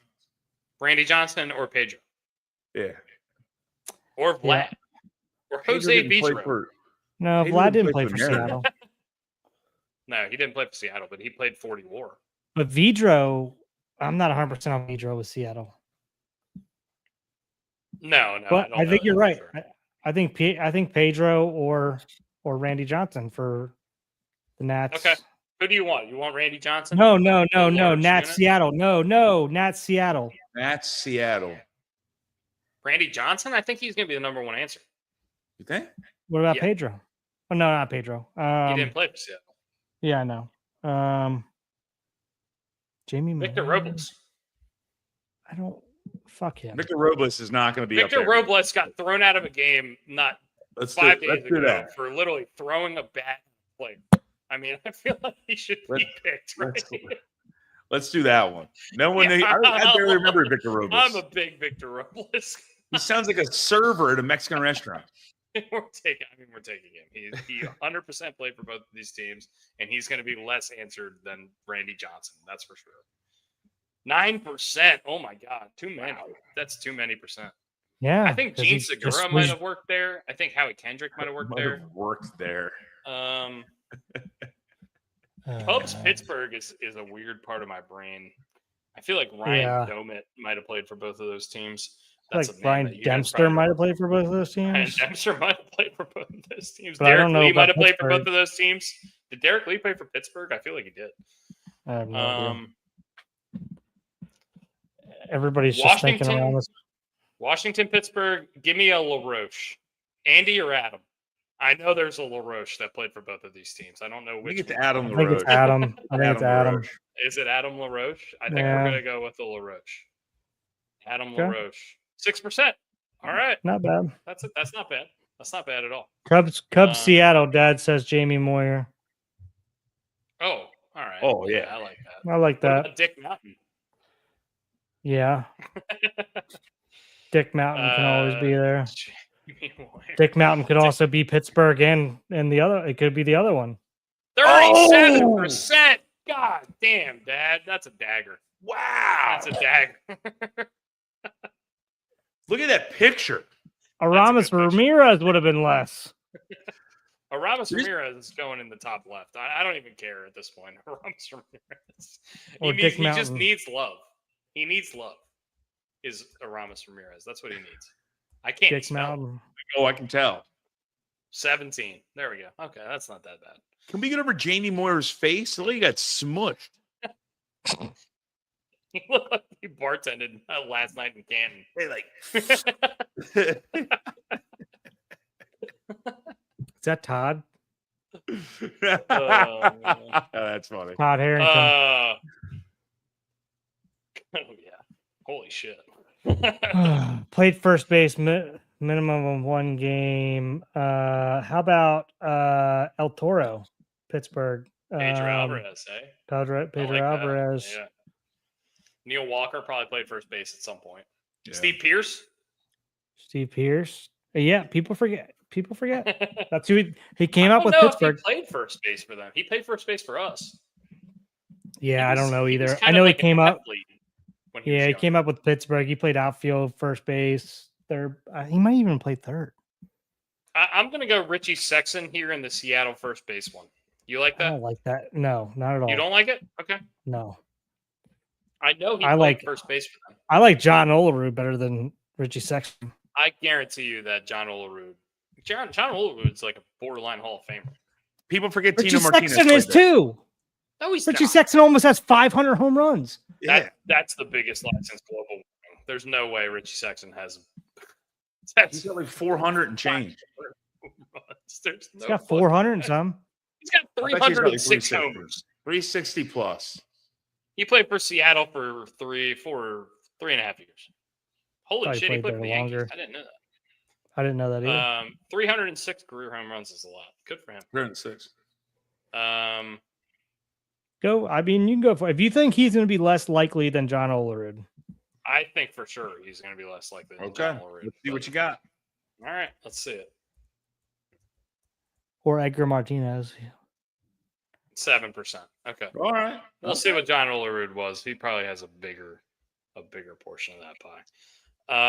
The Jamie Moyer thing really threw a wrench into this. Yeah. First base for the Pirates. Dad had some clutch ones last week, though. Ty Cobb played Honus Wagner played literally everywhere for the Pirates. Good. Now, I mean, he's the most famous baseball card ever, right? Honus Wagner. I don't think he'd be that popular in this because I don't think anybody knows what position he actually falls into. He literally played every position. Then just pick it. Fuck it. No, he never gets picked on these. Honus I kind of Wagner? can see You don't him. think so? I can kind of see him never getting picked on any of these in general, but I can also see him never playing first base because they want him to be at like one of the athletic positions. Yeah, we can in terms also of like fielding and throwing a ball. Who else? Sean played first Casey? base? Sean Casey. Ooh, the mayor. Casey Yeah. Kochman. Sean Casey played for the Pirates, right? Yeah. Lyle Overbay. Jason Bay. Oh, Lyle Overbay is so good for me. Lyle Overbay. You got to go Lyle Overbay. Over Jason Bay. Yes. I love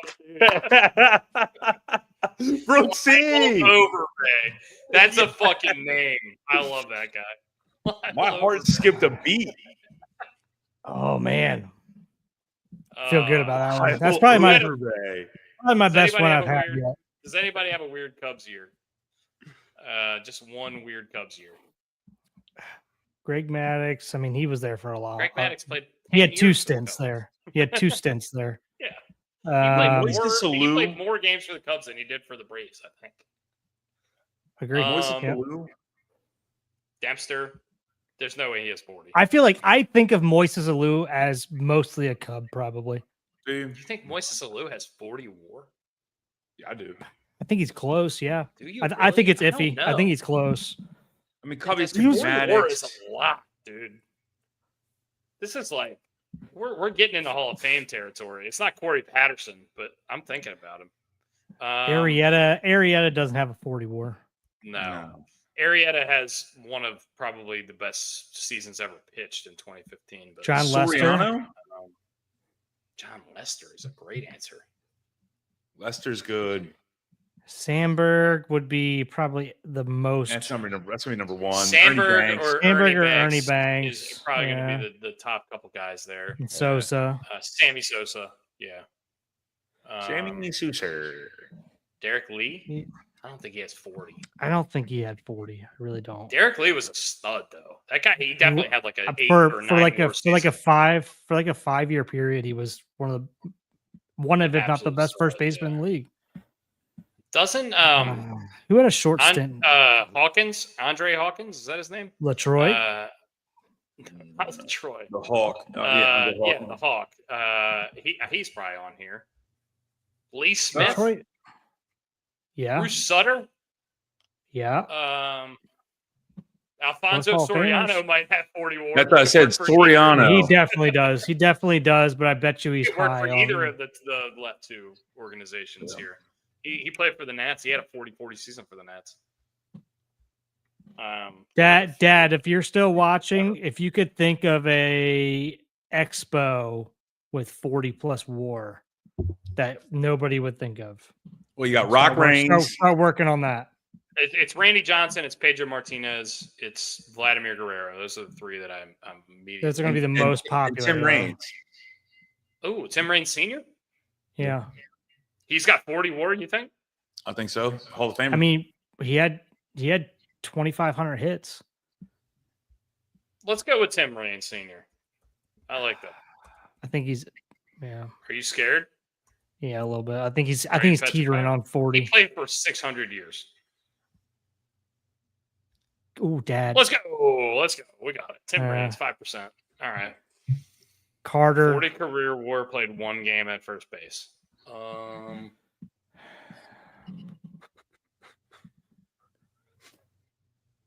Joe Mauer played first base. Yeah. I'm trying to think of guys that don't play first base. That would be somebody that not a ton of people would probably pick unless you're from Minnesota. Think of him as a catcher. Yeah. Unless you're from Minnesota, because I mean Minnesota's not a big market team, and they were never like crazy good. Kirby Puckett, but he was outfield the entire time. He was outfield. My answer for this is probably Eddie Murray, or I just don't think people think of that guy. Palmeiro. Yeah. Ooh, Mark Grace or Ron Santo. Those are Yeah. good. Will Clark Will Real Clark. good. You took Will for Clark, either yeah. of these. I think he had a Cubs stint, didn't he? Will Clark, the thrill. Will the Thrill? Will the Thrill definitely had 40+ WAR, I would say. 14 Nah. seasons. Mississippi State, right? Now I'm not feeling great. Him and Palmeiro, Thunder and Lightning. And I also feel like, Palmeiro had a Cubs stint too, didn't he? He did. You're right. Holy shit. Let's do that. Let's do Palmeiro Do for the that. Cubs. Do that. Are we 100% sure that he played for the Cubs? I'm saying 90. I'm right up, feeling yeah. 90. I would say 90%. I'm But with you there. remember. 0.8. Yeah. Oh, that's the best one of the day. I love it. Boom. I just had my 2 best of all time in the same one. And Dad, you had Jamie Moyer, God damn it. Jesus Christ. Oh man, we could have taken so many guys too. There's so many other He's guys. got to be the most picked for that one. Yeah, he probably is. All right. So we got first base, 40 career WAR. This is a very open-ended one. Ron Santo and Mark Grace are great answers, by the way. Those are Yeah, that's a I Randy like P Mark special. Grace. I like Mark Grace. I don't know a ton about. I mean, I know who Ron Santo is. Yeah. Oh, he was talking about the Cubs, though. Yeah. I know who Ron Santo is, but I just don't know a ton about him. 40 career WAR, played first base once or more.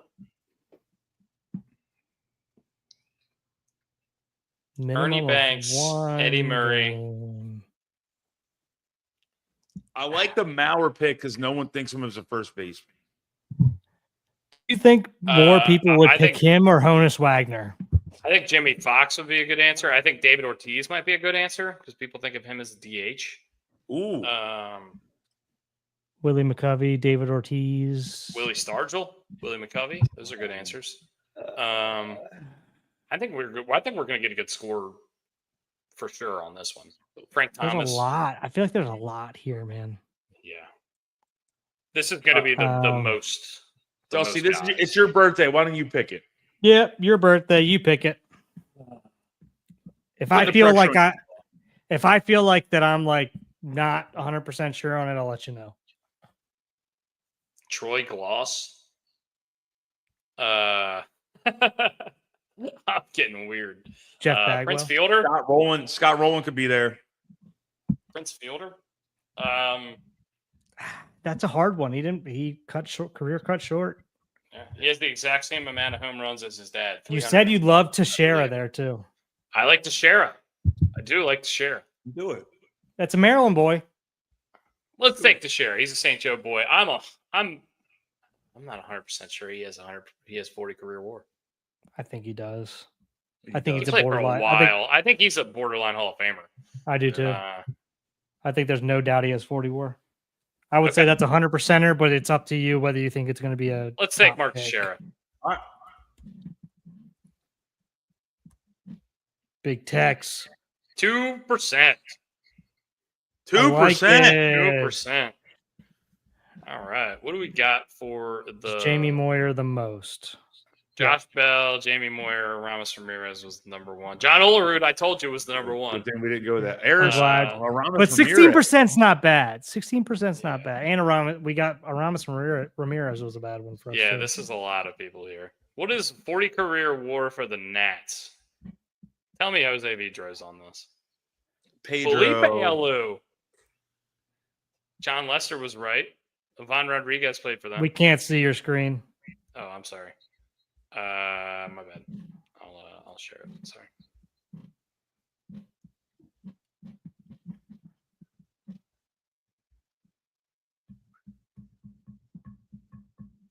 Hello.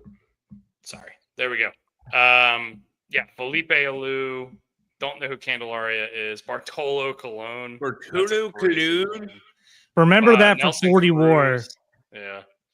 Tippy Martinez is on here. Dennis Martinez. Ryan Zimmerman. Tippy. Damn it. Greg Nettles. I have a Greg Nettles ball right back behind Larry me. Walker. Javier Vasquez is massively underrated. player. Larry Walker. Ken Singleton. Yeah, Ken Singleton has 40 WAR. We should have That's forgotten. insane. We should have known Larry Walker for the Expos. Yeah. Ken Singleton played for Baltimore for 10 years. I would not have said that. Accumulating WAR. Would not have said he played there for 10 years. Also, go back. Yeah. Sorry. What do you want me to go to next? I want to go back to that list. Why am I having trouble? It's probably because I've had 6 beers. I would agree. No, Laura, Glenn's our dad. Yeah, Glenn's our dad. He's a good guy. It sounded disappointing. No, it's not disappointing at all. Do not 330 players have played first base for the like Pirates. Did you? I Only love your dad. 330 have played first base. And he has some of the most random baseball knowledge that you'll. All right, we'll go with let's go with Cubs next, and I know I have to share the screen again. Okay. Come on, Shinsu. Shinsu 2. Cap Anson. Richie Ashburn. Think of him as a Cardinal. Bobby Bonds played for them. Mordecai Brown. For who? Pittsburgh. Pittsburgh? Is that what we're talking about? No, this is Cubs, Cubs. 40 WAR. I didn't know Bobby. Goose Bobby Gossage Bonds. has 40 WAR. Holy shit. He's a reliever. Nomar. I forgot about Nomar. I didn't forget about him. I'm actually surprised he has 40 WAR. Can you tell me Nomar's career batting average?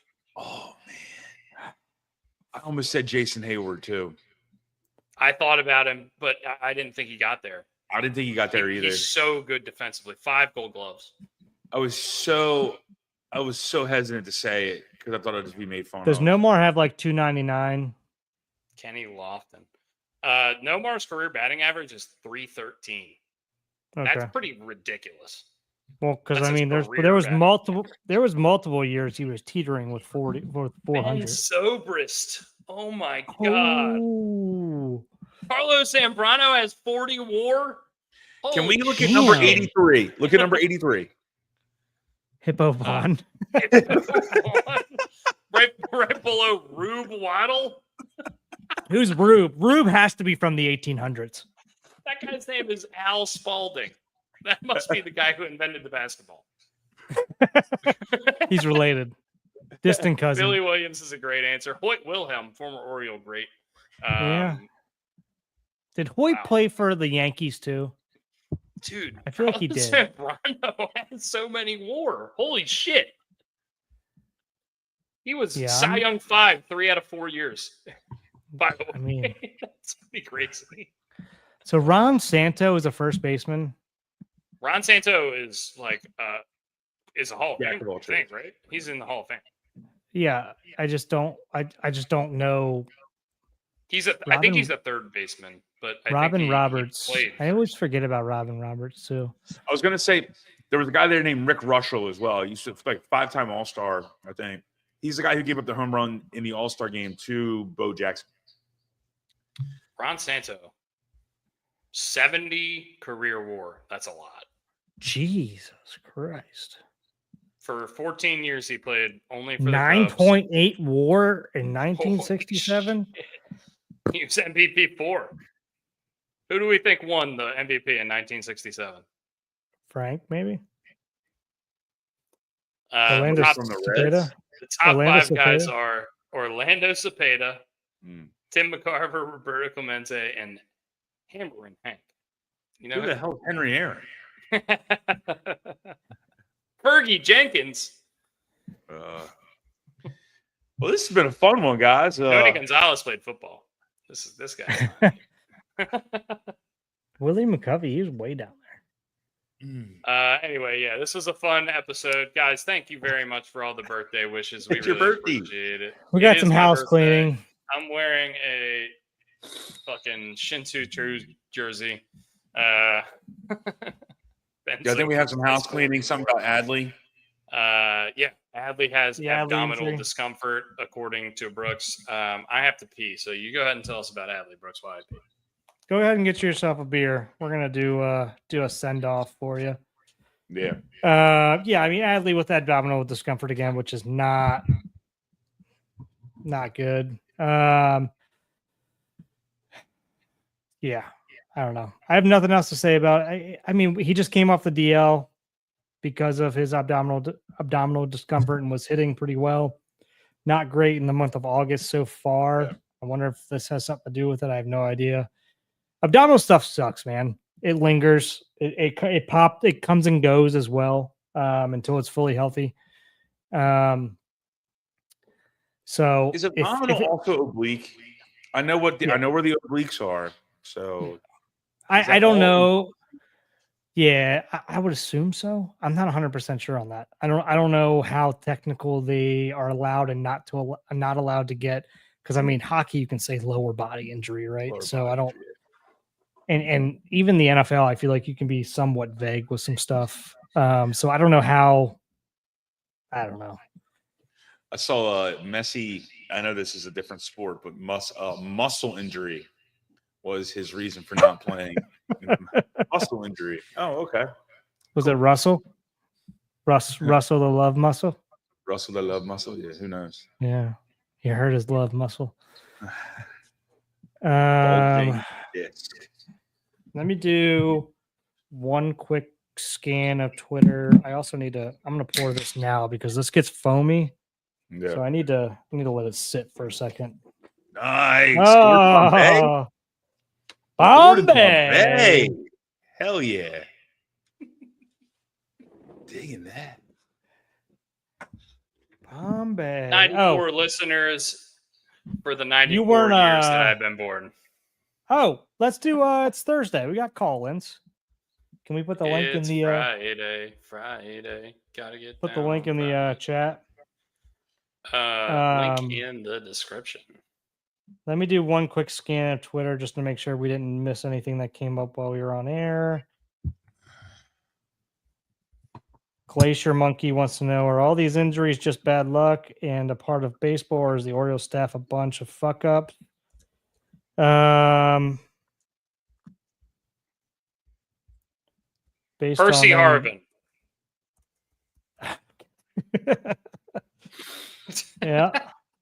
The most. We suck at football, dude. Jerry Rice. The most. Yeah. Marquise Goodwin. This is going to be a good one, I think, actually. I didn't put the Rams. I'm so bad.